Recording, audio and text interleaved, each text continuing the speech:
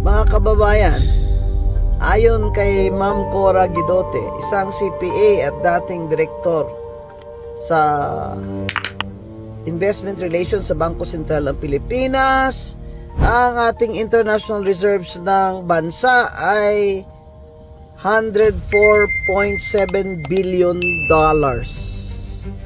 Pero ang utang ng ating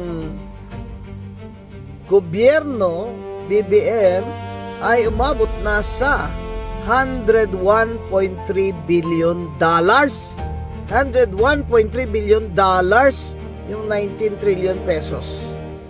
Oh.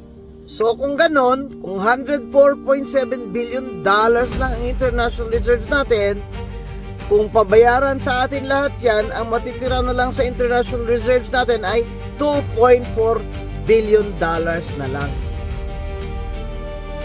Abay, BBM, bago mag-end ang termino mo, baka maubos mo pa itong $2.4 billion namin.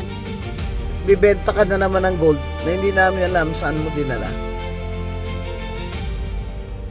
Mga kababayan, hindi lang bagsak, failure ang BBM bilang president.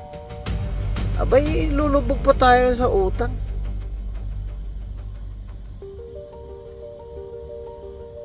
Tama na yan, BBM. Tama na yung pangutang mo.